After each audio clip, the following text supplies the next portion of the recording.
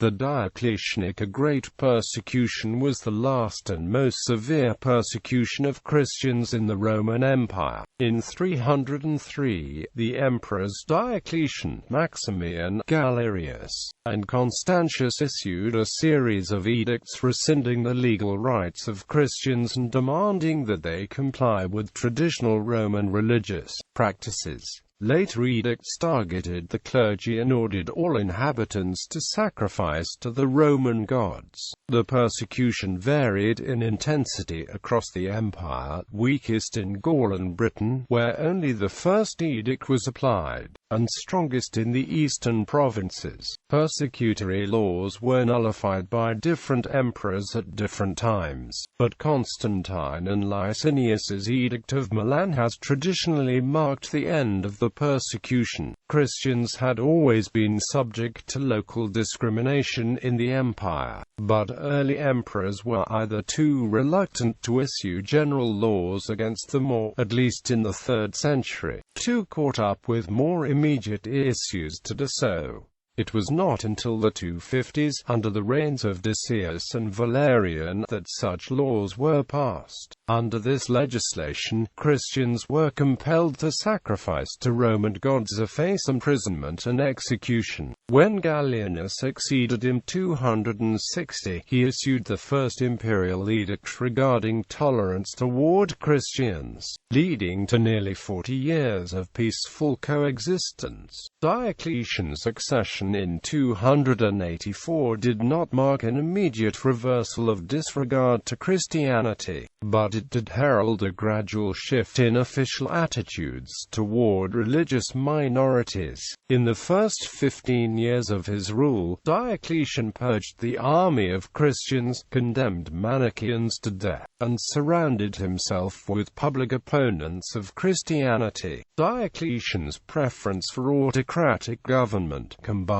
with his self-image as a restorer of past Roman glory, presaged the most pervasive persecution in Roman history. In the winter of 302, Galerius urged Diocletian to begin a general persecution of the Christians. Diocletian was wary, and asked the oracle of Apollo for guidance. The oracle's reply was read as an endorsement of Galerius's position, and a general persecution was called on February 24, 303. Persecutory policies varied in intensity across the empire. Where Galerius and Diocletian were avid persecutors, Constantius was unenthusiastic. Later persecutory edicts, including the calls for universal sacrifice, were not applied in his domain. His son, Constantine, on taking the imperial office in 306, restored Christians to full legal equality and returned property that had been confiscated during the persecution. In Italy in 306, the usurper Maxentius ousted Maximian's successor Severus,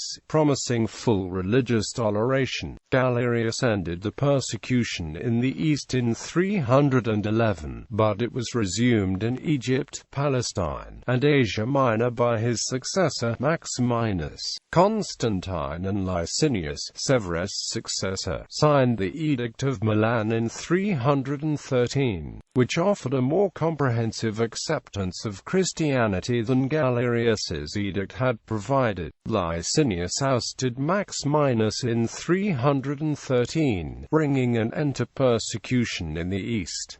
The persecution failed to check the rise of the Church. By 324, Constantine was sole ruler of the empire, and Christianity had become his favored religion. Although the persecution resulted in death, torture, imprisonment, or dislocation for many Christians, the majority of the empire's Christians avoided punishment. The persecution did, however, cause many churches to split between those who had complied with imperial authority, and those who had remained pure. Certain schisms, like those of the Donatists in North Africa and the Meletians in Egypt, persisted long after the persecutions. The Donatists would not be reconciled to the Church until after 411.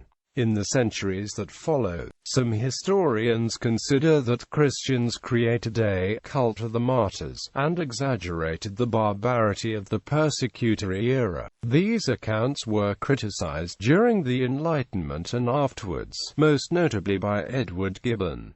Modern historians, such as Gem de Saint-Croix, have attempted to determine whether Christian sources exaggerated the scope of the Diocletianic persecution. Background: prior persecutions from its first appearance to its legalization under Constantine. For the first 2 centuries of its existence, Christianity and its practitioners were unpopular with the people at large. Christians were always suspect, members of a secret society whose members communicated with a private code and who shied away from the public sphere. It was popular hostility, the anger of the crowd, which drove the earliest persecutions, not official action. In Lyon in 177, it was only the intervention of civil authorities that stopped a pagan mob from dragging Christians from the houses and beating them to death. The governor of Bithynia, Pontius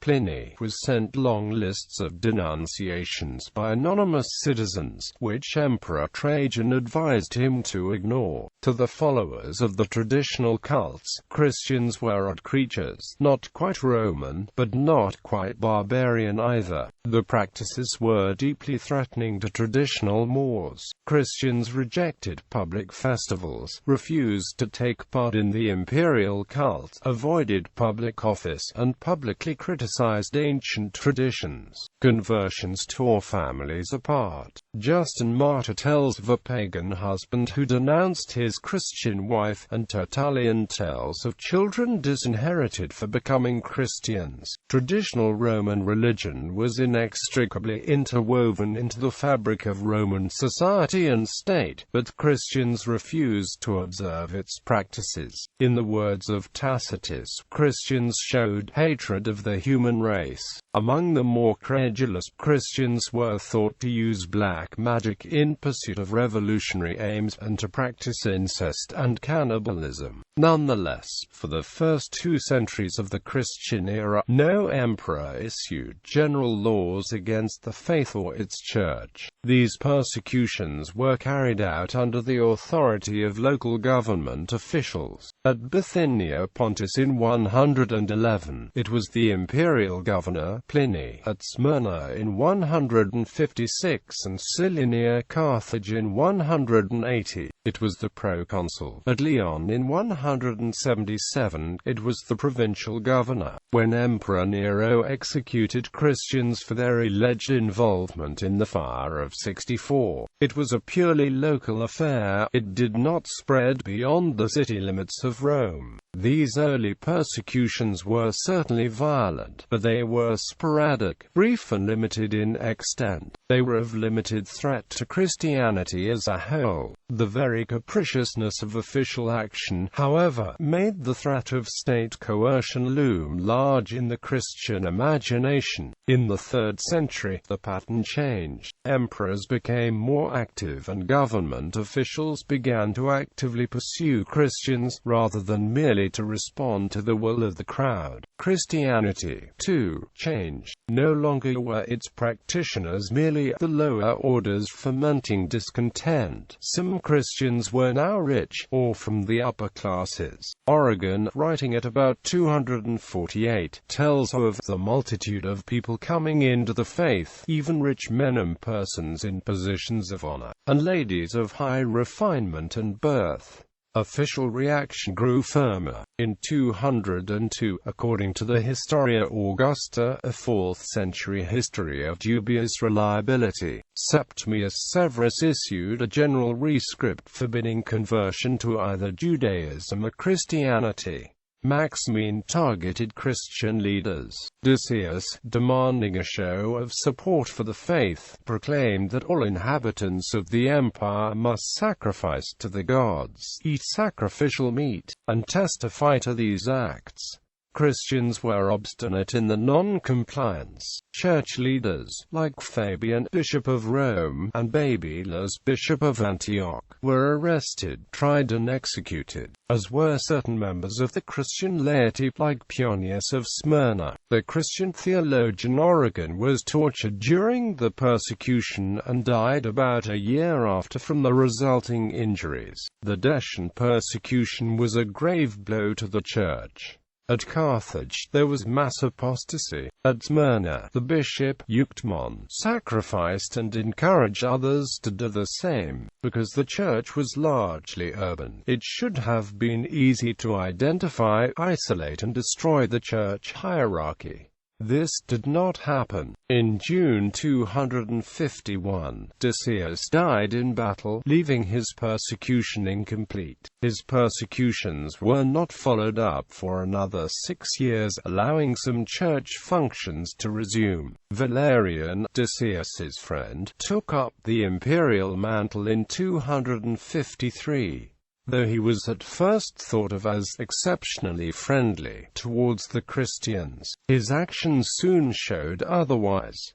In July 257, he issued a new persecutory edict. As punishment for following the Christian faith, Christians were to face exile or condemnation to the mines. In August 258, he issued a second edict, making the punishment death. This persecution also stalled in June 260, when Valerian was captured in battle. His son, Galerius, ended the persecution and inaugurated nearly 40 years of freedom from official sanctions, praised by Eusebius as the little peace of the Church. The peace would be undisturbed, save for occasional, isolated persecutions, until Diocletian became emperor. Persecution and tetrarchic ideology. Diocletian, acclaimed emperor on November 20, 284, was a religious conservative, faithful to the traditional Roman cult.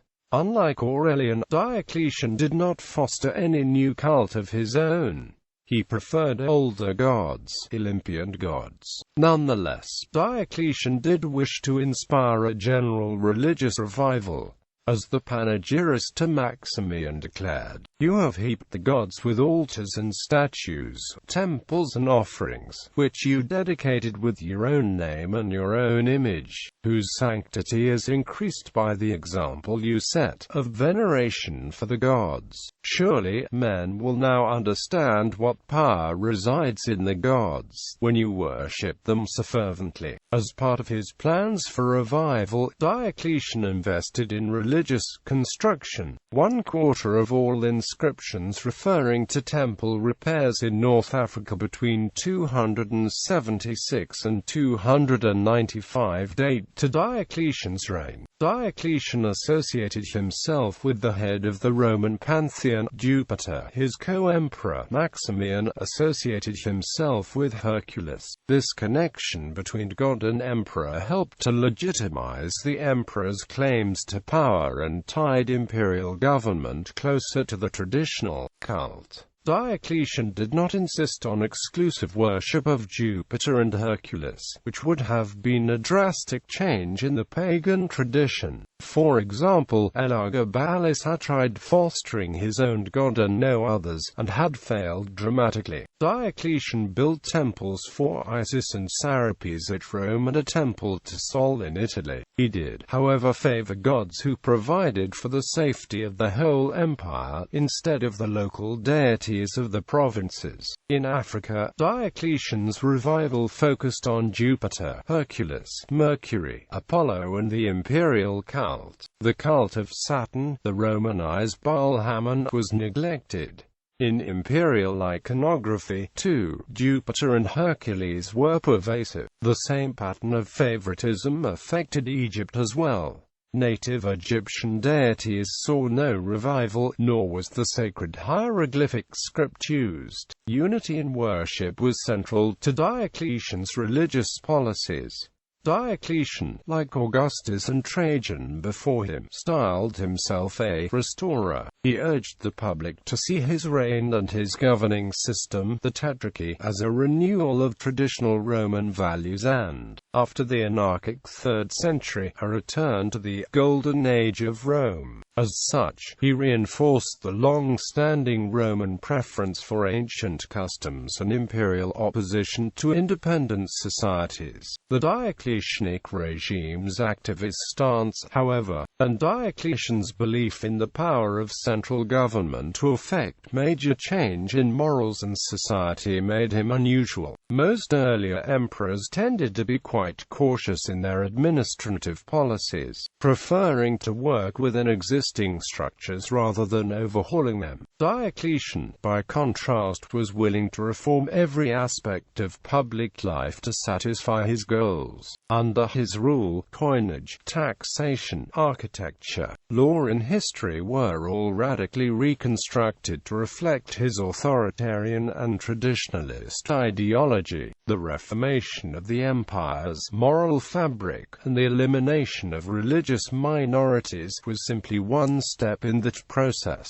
The unique position of the Christians and Jews of the empire became increasingly apparent. The Jews had earned imperial toleration on account of the great antiquity of the faith. They had been exempted from Decius's persecution and continued to enjoy freedom from persecution under tetrarchic government, because the faith was new and unfamiliar and not typically identified with Judaism by this time. Christians had no such excuse. Moreover, Christians had been distancing themselves from the Jewish heritage for their entire history. Persecution was not the only outlet of the Tetrarchy's moral fervor. In 295, either Diocletian or his Caesar, Galerius, issued an edict from Damascus prescribing incestuous marriages and affirming the supremacy of Roman law over local law. Its preamble insists that it is every emperor's duty to enforce the sacred precepts of Roman law, for the immortal gods themselves will favor and be at peace with the Roman aim. If we have seen to it that all subject to our rule entirely lead a pious, religious, peaceable and chaste life in every respect, these principles, if given the full extension, would logically require Roman emperors to enforce conformity in religion. Public support. Christian communities grew quickly in many parts of the empire after 260, when Gallienus brought peace to the Church. The data to calculate the figures are nearly non-existent, but the historian and sociologist Keith Hopkins has given crude and tentative estimates for Christian population in the 3rd century. Hopkins estimates that the Christian community grew from a population of 1.1 million in 250 to a population of 6 million by 300, about 10% of the empire's total population. Christians even expanded into the countryside, where they had never been numerous before. Churches in the later 3rd century were no longer as inconspicuous as they had been in the 1st and 2nd. Large churches were prominent in certain major cities throughout the empire. The church in Nicomedia even sat on a hill overlooking the imperial palace. These new churches probably represented not only absolute growth in Christian population, but also the increasing affluence of the Christian community. In some areas where Christians were influential, such as North Africa and Egypt, traditional deities were losing credibility. It is unknown how much support there was for persecution within the aristocracy. After Gallienus's peace, Christians reached high ranks in Roman government. Diocletian appointed several Christians to those positions himself, and his wife and daughter may have been sympathetic to the church. There were many individuals willing to be martyrs, and many provincials willing to ignore any persecutory edicts from the emperors as well. Even Constantius was known to have disapproved of persecutory policies. The lower classes demonstrated little of the enthusiasm they had shown for earlier persecutions. They no longer believed the slanderous accusations that were popular in the 1st and 2nd centuries. Perhaps, as the historian Timothy Barnes has suggested, the long-established Church had become another accepted part of the lives within the highest ranks of the imperial administration. However, there were men who were ideologically opposed to the toleration of Christians, like the philosopher Porphyry of Tyre and Socianus Hierarchus, governor of Bithynia. The works of these men demonstrated the alliance of pagan intellectuals with the establishment. Hierarchus thought Christian beliefs absurd. If Christians applied their principles consistently, he argued, they would pray to Apollonius of Tyana instead of Jesus. Hierarchus considered that Apollonius's miracles had been far more impressive, and Apollonius never had the temerity to call himself God. He saw the scriptures were full of lies and contradictions, and Peter and Paul had peddled falsehoods. In the early 4th century, an unidentified philosopher published a pamphlet attacking the Christians. This philosopher, who might have been a pupil of the Neoplatonist Iamblichus, dined repeatedly at the imperial court. Diocletian himself was surrounded by an anti-Christian clique. Porphyry was somewhat restrained in his criticism of Christianity, at least in his early works, on the return of the soul and philosophy from oracles. He had few complaints about Jesus, whom he praised as a saintly individual, a humble man. Christ's followers, however, he damned as arrogant. Around 290, Porphyry wrote a 15-volume work entitled Against the Christians. In the work, Porphyry expressed his shock at the rapid expansion of Christianity. He also revised his earlier opinions of Jesus, questioning Jesus's exclusion of the rich from the kingdom of heaven, and his permissiveness in regards to the demons residing in pigs' bodies. Like Hierarchus, he unfavorably compared Jesus to Apollonius of Tyana. Porphyry held that Christians blasphemed by worshipping a human being rather than the supreme God, and behaved treasonably in forsaking the traditional Roman cult. To what sort of penalties might we not justly subject people? Porphyry asked, who are fugitives from the fathers' customs. Pagan priests, too, were interested in suppressing any threat to traditional religion. The Christian Arnobius, writing during Diocletian's reign, attributes financial concerns to provisioners of pagan services, the augurs, the dream interpreters, the soothsayers, the prophets, and the priestlings, ever vain, fearing that their own arts be brought to naught, and that they may extort but scanty contributions from the devotees, now few and infrequent. Cry aloud, the gods are neglected, and in the temples there is now a very thin attendance. Former ceremonies are exposed to derision, and the time-honored rites of institutions once sacred have sunk before the superstitions of new religions. They believed the ceremonies were hindered by the presence of Christians, who were thought to cloud the sight of oracles and stall the gods' recognition of the sacrifices.